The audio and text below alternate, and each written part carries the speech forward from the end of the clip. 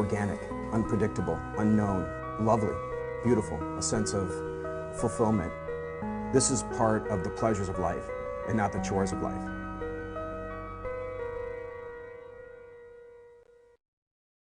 Up next on Daily Iowan TV, dorm dilemma. Incoming freshmen could be facing a housing crisis this coming year. But is the university trying to come to a solution? And the results are in. Super Tuesday took the United States by storm. We'll find out who came out on top. There was a celebration inside Carver Hawkeye Arena on Tuesday night. But unfortunately, not for Iowa. Coming up, find out in sports how Indiana clinched the Big Ten regular season on Iowa's home court. So settle into your seats. We're kicking off the night with Daily Iowan TV.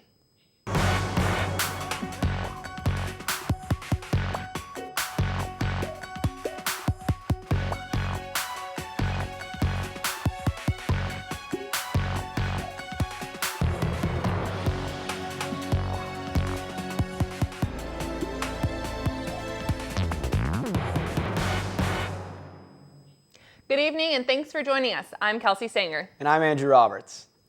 The Super Tuesday Madness is finally over. Republican presidential candidate Donald Trump and Democratic candidate Hillary Clinton finished the race on top on Super Tuesday, coming close to winning the nomination. Trump won across the southern states, 7 in all. Clinton also won 7 states, earning the minority vote in 6 of them. Her competitor, Senator Bernie Sanders, snagged 4 caucus wins with his liberal rhetoric. Republican candidate Ted Cruz took the vote in 3 states, and Marco Rubio finally landed his first win with Minnesota. So far, the frontrunners Hillary Clinton and Donald Trump are both neck and neck in the race. Moving forward in the election, Republican candidate Ben Carson will not be attending Thursday's GOP presidential debate in his hometown of Detroit. After the lack of votes on Tuesday and following a staff meeting Wednesday morning, Carson hinted he will be dropping out of the race. He stated in an emotional email their political efforts must come to a close. Carson said he would go into more detail on Friday at the Conservative Political Action Committee conference. Last week, the university began letting students select rooms for the next school year. Every student who applied was given a slot for room selection, but the process didn't go as planned for many. Well, when I went to go open it, I thought that there would be a lot more space because I had one of the early morning Wednesday ones, but when I went on, there was probably 6 places open in one of the 5 dorms that we were allowed to pick from. 2 of my friends actually did not get a room. Both of them actually had Wednesday sign-up dates at 12 o'clock, and neither of them got in. Students are now having to look into off-campus housing options in order to avoid being placed in extended housing for next year. One of my friends was in extended housing this year, and she said that it was horrible. She was basically living in the lobby of one of the dorms and had no privacy or anything. So I think everybody is really scrambling to try to find somewhere to live so that they're not stuck in that position. There are a variety of reasons that students choose to continue living in the dorms after their freshman year. I wanted to live in the dorms again just to be in more of an engineering community, meet more people in my major, and I don't know, still be involved in campus in that way. There's a new East Side Residence Hall under construction now, but it won't be open for next school year. Coupled with the fact that Quadrangle Hall is being torn down at the end of this current school year, there's a big gap between the number of rooms being requested and the number of rooms the university has available. I am opposed to them tearing it down. I think that it's going to be a mistake for next year. Reporting from the East Side dorms, this is Becca Scadden for Daily Iowan TV. You know, Kelsey, the weather here in Iowa City has really been teasing us, and it's been quite frustrating for me figuring out what to wear in the morning. It sure has been. Hopefully we'll see some warmer weather soon. We'll toss it over to Melanie Taylor to get a look at the rest of the week. Thanks, guys. It started to feel like winter again the past couple of days, but it will feel like spring again soon. Thursday morning, temperatures will be around 34 degrees with a 55% chance of light snow. Afternoon temperatures will slightly increase to 37 degrees with a mostly cloudy sky. Thursday evening will be partly cloudy skies with temperatures at 32 degrees. Taking a look at the rest of the week. Friday, there is a high of 42 and a low of 34 degrees with a mostly cloudy sky. There's a 40% chance of showers in the afternoon. On Saturday, we will have a sunny sky with a 45-degree high and 31-degree low. Temperatures will increase to a high of 55 and low of 49 on Sunday with a 65% chance of showers. Things will start to heat up even more on Monday and Tuesday. Monday's high is 66 with a low of 56 and a cloudy sky. There is a high of 68 and low of 49 on Tuesday with a partly cloudy sky.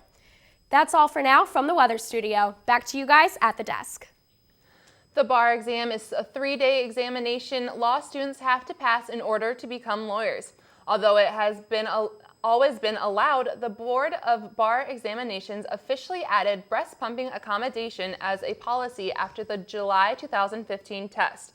Our reporter Zhao Li went down to the Iowa College of Law to see how much this means to the moms.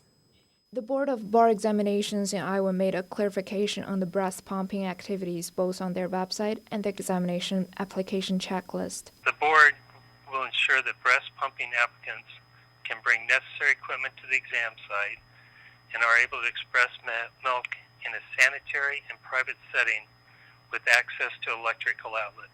Lindsay Danielson, a second-year UI law student, just gave birth to her third kid, and Lindsay shared her own nursing experience when taking her law school entrance examination test. They did not have any sort of breastfeeding accommodation policy, and so we did have one 15-minute break. That's not long enough to pump or express milk sufficiently, and so it was pretty painful. Lindsay says making those accommodations for the moms who are taking the bar exams is really necessary. Bar exam is such a long exam that I think it's important to make those accommodations. So I think I think it'll help the students perform better. Besides the accommodations made by Board of Bar Examinations, UI College of Law also provide breast pumping moms a private space. So I find this sanitary room on the 3rd floor of the law building inside the law library. Moms just need this key from the front desk and they can walk in and fit their kids here.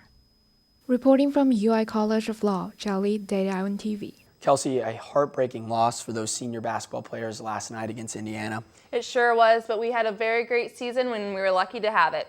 Let's toss it over to Zach and Taylor in the sports studio. Thanks, guys. Iowa's hope of a share of the Big Ten regular season title fell short by just 3 points on Tuesday night. But before things got started on the hardware, Iowa honored their senior center court for senior night. After the emotions ran high for some, it was down to business. Anna Thompson has more.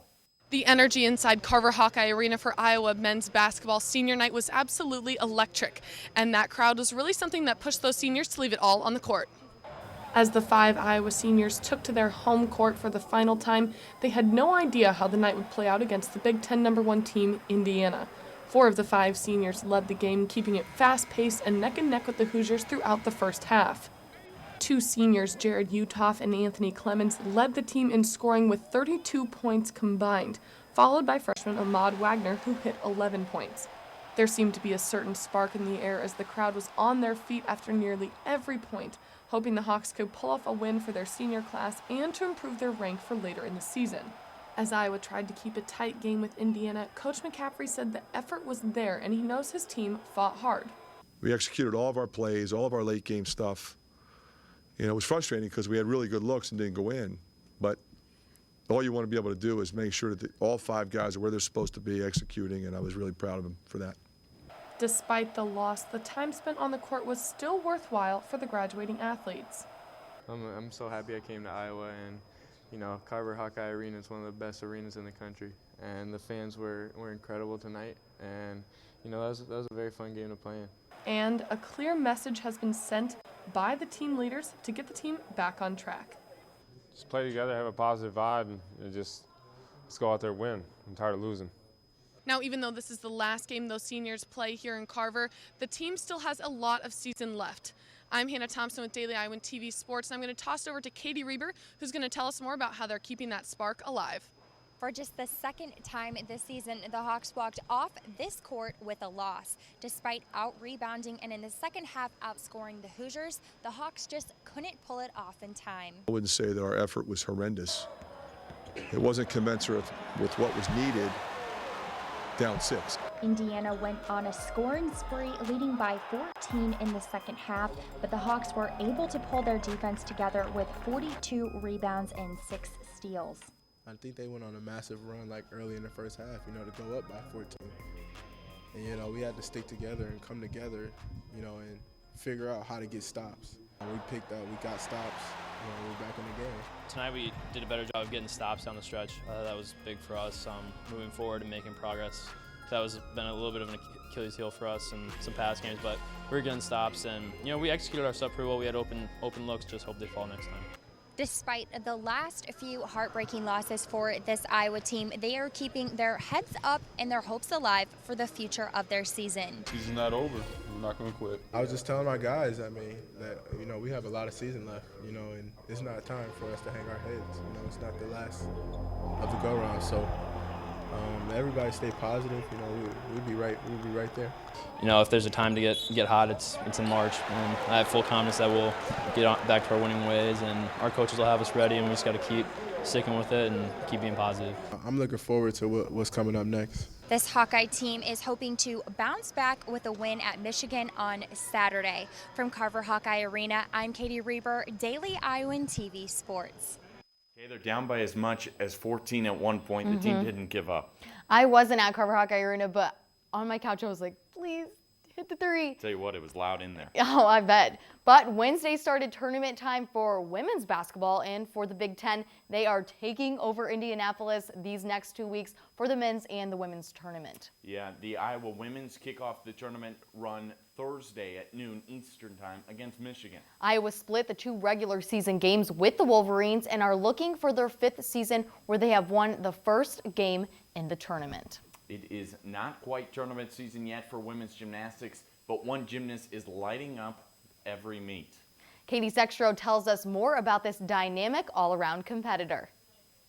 The Iowa women's gymnastics team has had quite the successful season, and junior Molly Drenth has played a key role in that success as she's helped lead the team and earn the all-around title in 7 meets this season. Drenth joined the women's gymnastics team in January of 2014 and has made quite a mark since then, dominating in all of her routines. Drenth has led the 18th ranked Hawkeyes to first place finishes and a 2nd place spot in their most recent meet last weekend in Denver. Drenth was looking for her 8th consecutive all-around title, but finished 4th this past weekend. She says that's not what she's looking to do though. I really don't pay that much attention to how I do personally. I just really focus on all the details and hitting for the team.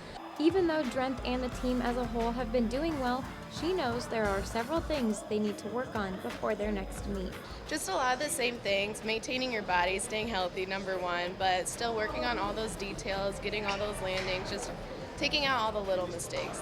The team is continuing to work hard in the practice gym, and Molly says that while it would be nice to receive another all-around title, she says the most important thing is for the team to come out with a win during their next meet. Reporting from the practice gym in the field house, Katie Sextro, Daily Iowan TV Sports.